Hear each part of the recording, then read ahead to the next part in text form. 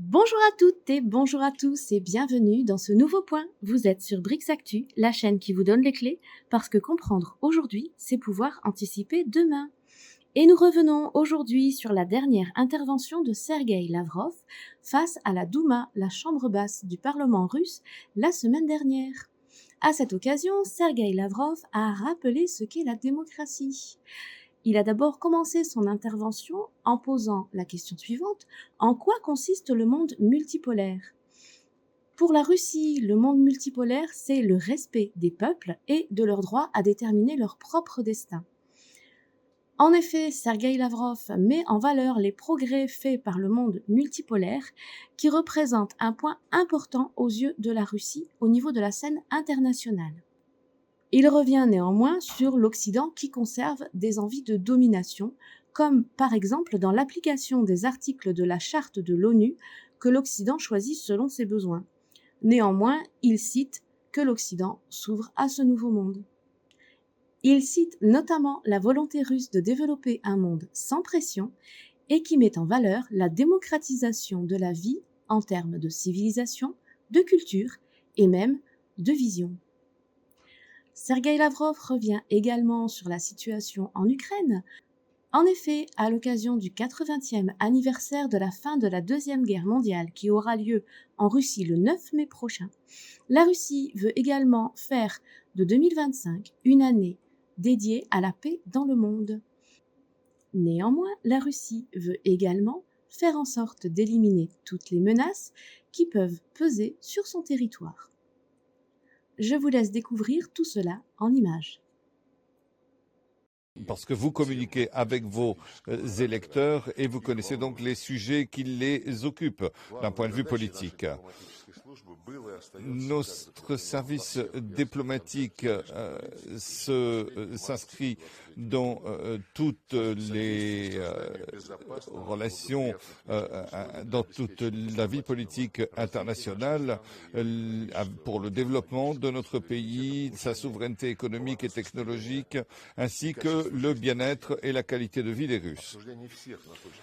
La discussion de toutes les questions de fond avec les députés de la Douma a commencé le 6 février, lorsque j'ai été invité dans une réunion informelle des trois commissions. Et nous avons discuté d'aspects distincts de l'activité diplomatique, de la situation internationale, et nous poursuivons ce qui dit à la Douma et la discussion que nous avons avec elle. J'aimerais dire tout de suite que nous avons reçu à l'avance beaucoup de questions des présents sur des activités et nous les en remercions et nous avons pu préparer il y a déjà quelques jours l'ensemble de nos réponses.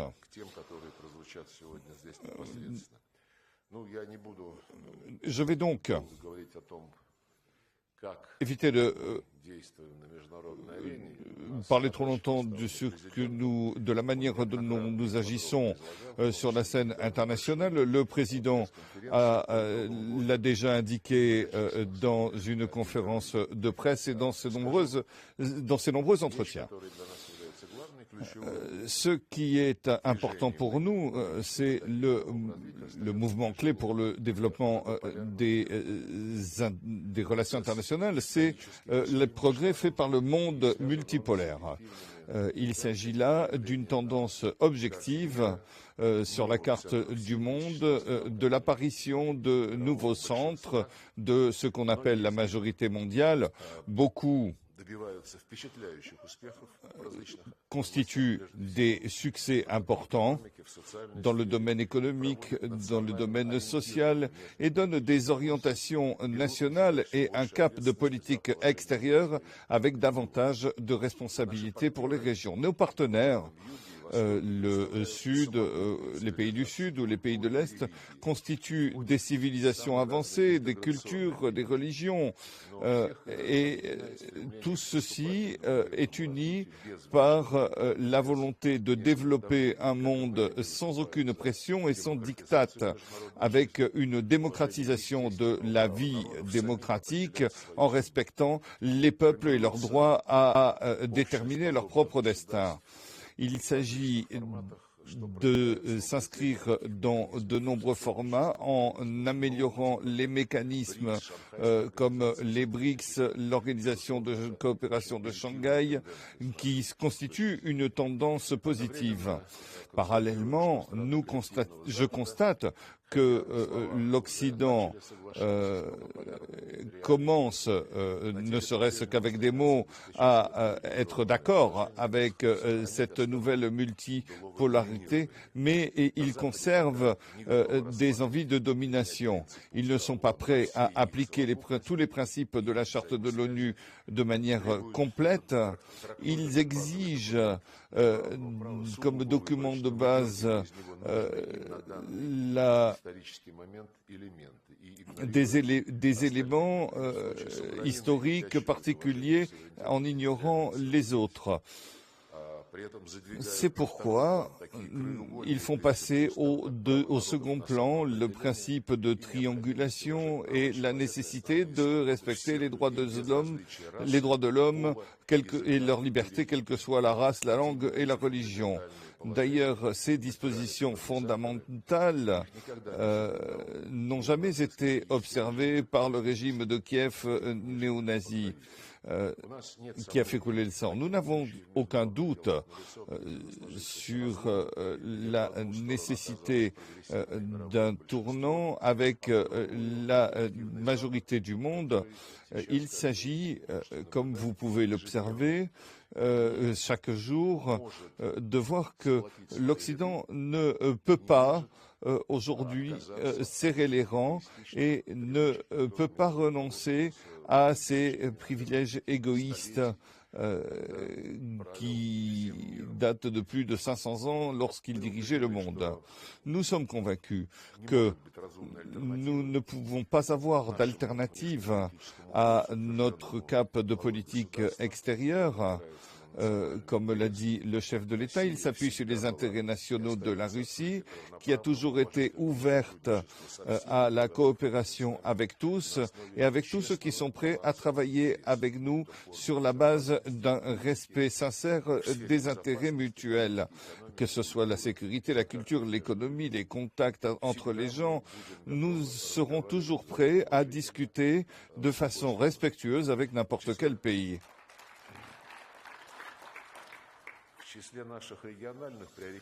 Au nombre de nos priorités régionales, il y a le bon voisinage et l'intégration avec les pays de l'étranger proche, nos voisins, et le maintien de la stabilité de la Grande Eurasie.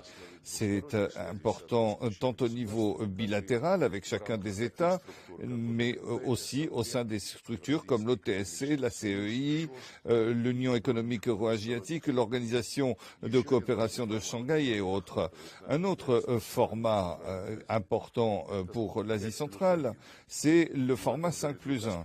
Et à cet égard, les 5 pays de la Caspienne, la Russie, l'Azerbaïdjan, le Turkménistan, a permis une initiative stratégique de la création d'une structure de la sécurité euro-asiatique sur un modèle, le même modèle que le modèle euro-atlantique. Et nous devons travailler pour l'union de notre continent, la Grande Eurasie, y compris sa partie européenne. Et je veux le souligner en particulier, nous pensons que tous doivent avoir la possibilité d'apporter leur contribution au bien-être de notre continent unique et commun pour toute sa population et très certainement pour son avenir en matière de développement économique. En Afrique, il y a l'Union africaine et en Amérique latine, nous avons les États d'Amérique latine et des Caraïbes. Mais en Eurasie, cette organisation n'existe pas. Il y a l'OSCE qui est construite sur la base de la conception euro-atlantique. Il y a de nombreuses structures sous-régionales que j'ai énumérées. Il y a l'ASEAN, et également l'Organisation des pays du Golfe, des forums où tous les pays du continent, mais un forum où tous les pays du continent seraient représentés, eh bien, ceci n'existe pas. C'est pourquoi nous devrions faire avancer ce concept, comme l'a dit le président. Nous y travaillons. Nous avons conclu et nous concluons de nouveaux accords avec nos voisins et nous développons les liens pour être davantage unis avec des accords interétatiques de garantie de sécurité entre la Russie et la Biélorussie, des accords de partenariat stratégique avec la République démocratique de Corée et des accords de coopération multilatéraux, notamment avec l'Organisation pour la sécurité collective, l'Organisation de coopération de Shanghai et toutes les structures qui veulent travailler de façon constructive dans l'espace euro-asiatique. Nous avons conclu des accords multilatéraux de partenariat avec l'Iran, avec la Biélorussie, avec nos amis de la Biélorussie, qui organise la conférence de Minsk pour la sécurité. Nous avons préparé une charte de sécurité pour la multipolarité au XXIe siècle qui constitue des bases normatives basées sur les nouvelles réalités politiques de notre continent. Et ensuite, il y a bien sûr, lors de la 3e conférence de Minsk, ce document sera présenté. J'ai mentionné la Biélorussie, qui est une priorité compte tenu de notre union, de notre alliance et des coordinations sur la scène internationale. Nous continuons de renforcer, d'approfondir les relations de partenariat global avec la Chine, qui s'appuie sur des niveaux jamais atteints. En matière de contenu, puisque nous attendons cette année un renforcement de notre diplomatie commune avec la Chine au plus haut niveau, avec le président Xi Jinping se rendra à Moscou à l'occasion du 80e anniversaire de la Seconde Guerre mondiale et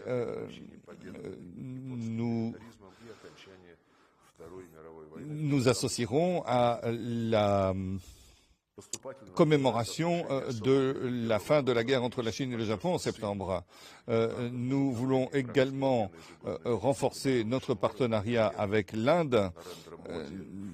Monsieur Modi s'est rendu à Moscou l'année dernière et nous avons conclu des accords qui contiennent un paquet de décisions nouveaux et nous sommes maintenant en cours de réalisation de ces décisions.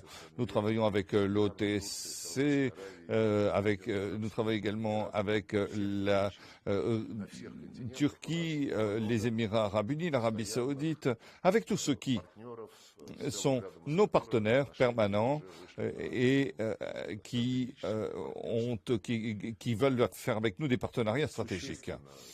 Sur le fond, nous avons renforcé la coopération russo-africaine.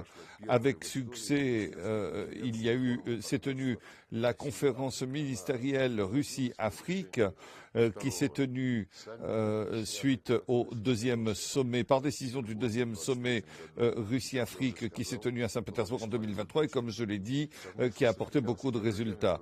Avec nos amis africains, nous continuons de réaliser des accords pratiques et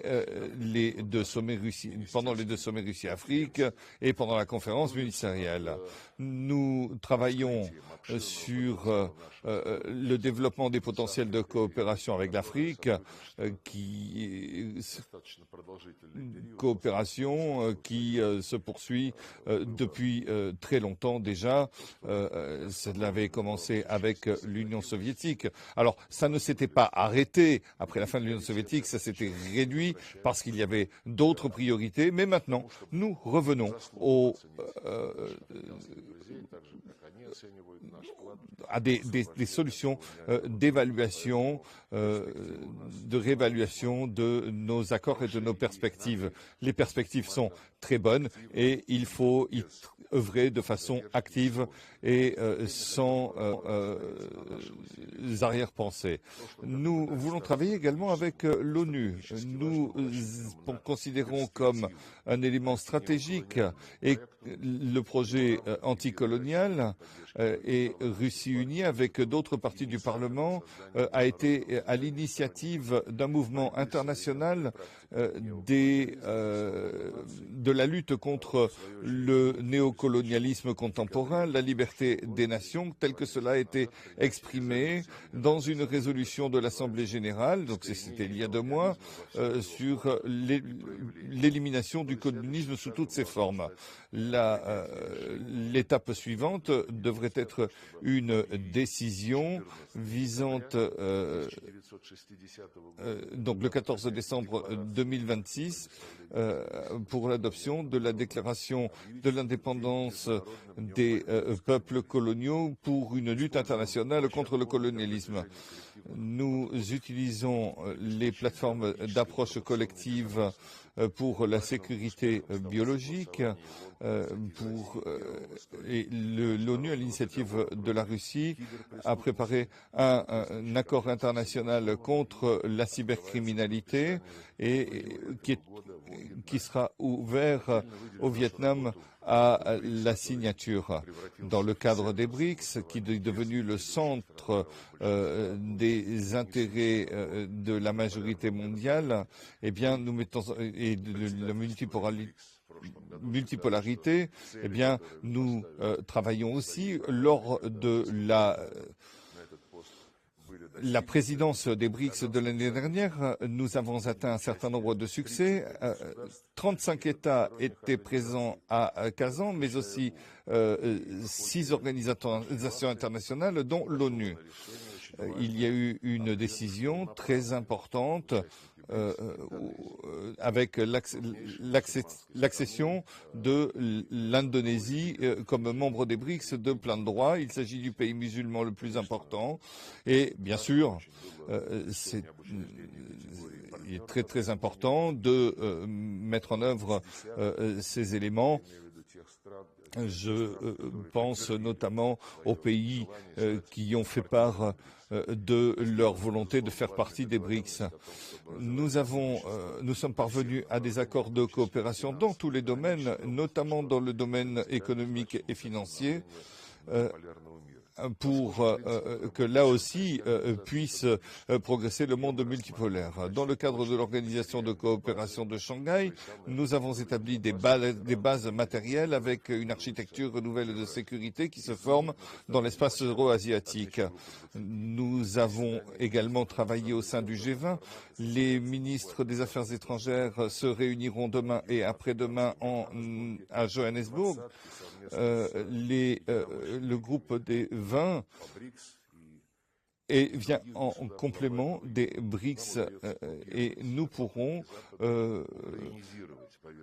empêcher l'Occident d'ukrainiser l'ordre du jour de ce groupe. Il est important d'utiliser cette plateforme pour obliger nos collègues occidentaux à respecter l'ensemble des pays.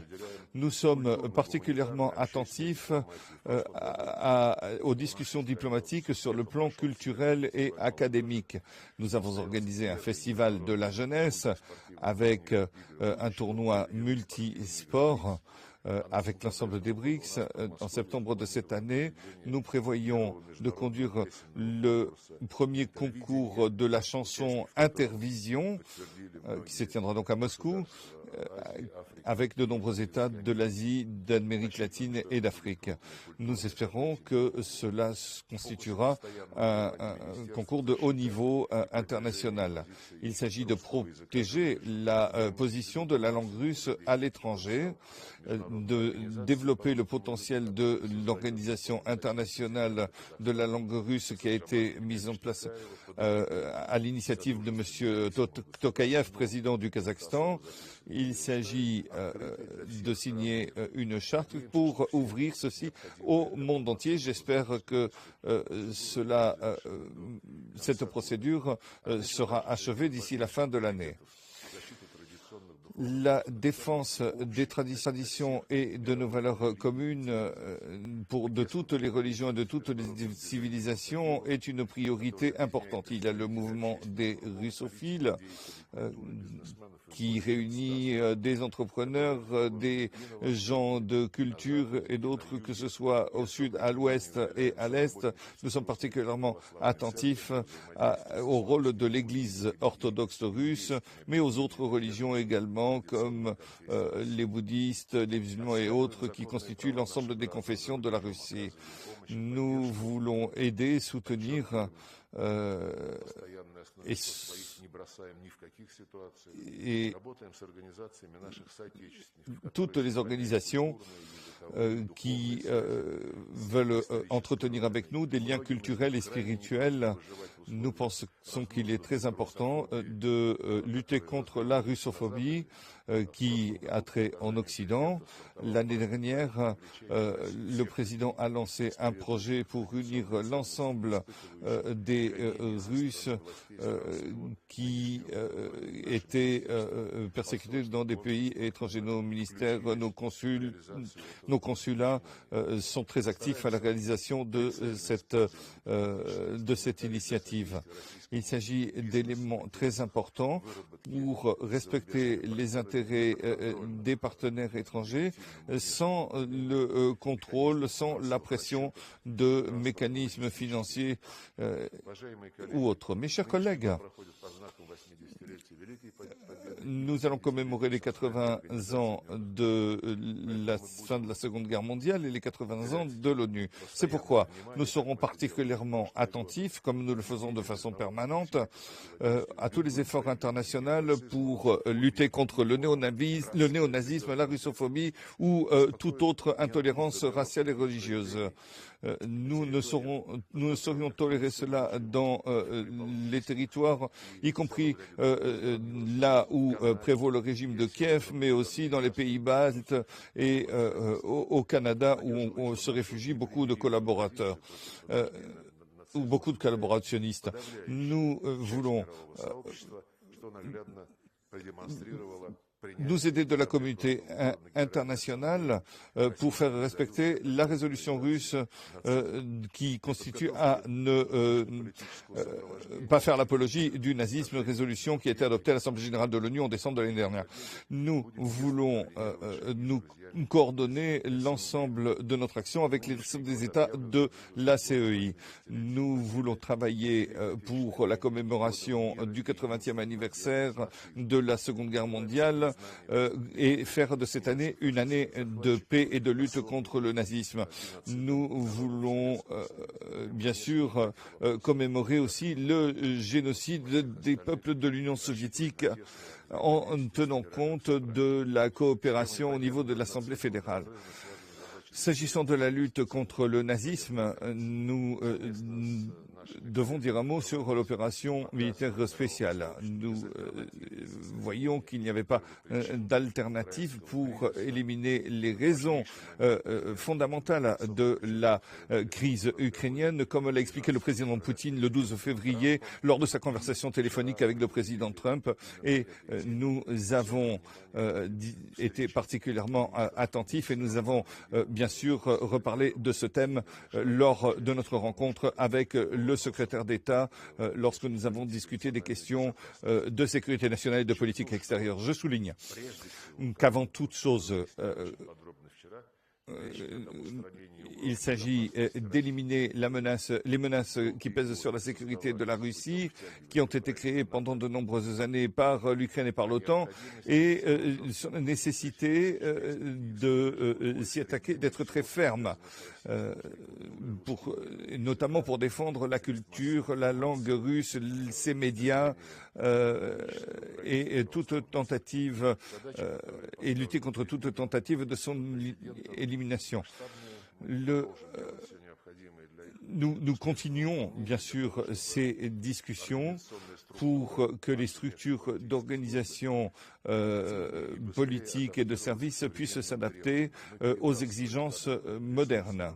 Nous utilisons pour cela des moyens pour pouvoir participer sur les points les plus brûlants, notamment dans les pays d'Afrique et dans les pays de la majorité du monde qui ont créé nous avons créé de nouveaux services. Nous créons un nouveau département pour l'Afrique, un pour les pays de la CEI, comme je l'ai déjà dit, et pour les pays d'Asie et d'Amérique latine. En Afrique, nous avons ouvert 3 nouvelles ambassades et nous prévoyons d'en ouvrir 7 dans les 2 prochaines années. Le travail se fait sur une base systémique et va se poursuivre.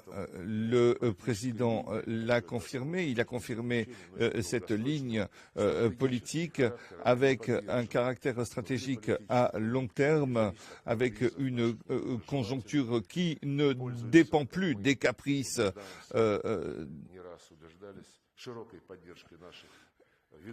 de ceux qui nous veulent du mal, mais il s'agit de mettre en œuvre des forces politiques motrices.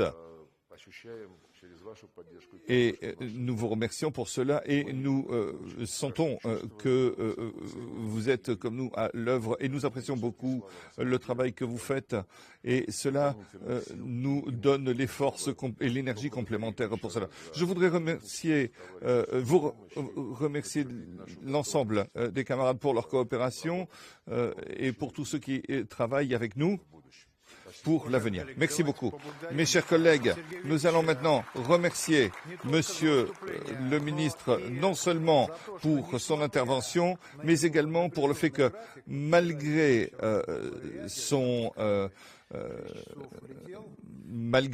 son emploi du temps très chargé, il a volé toute la nuit pour rentrer d'Arabie Saoudite, eh bien, il est là. Donc, c'est un signe de respect de la représentation nationale pour venir nous parler des priorités politiques. Je dois souligner que l'une des relations les plus constructives c'est l'une des relations les plus constructives. Voilà les amis, c'est tout pour aujourd'hui. Vous pouvez retrouver toutes ces informations et beaucoup d'autres 24 heures sur 24 et 7 jours sur 7 sur notre canal Telegram BRICS Actu. Le lien est dans la description. N'hésitez pas également à faire connaître les infos des BRICS en likant et partageant cette vidéo. Abonnez-vous également à la chaîne pour ne manquer ni nos analyses, ni nos points, ni nos récaps de la semaine. Quant à moi, je vous dis à très vite et en attendant, n'oubliez pas, Carpe Diem.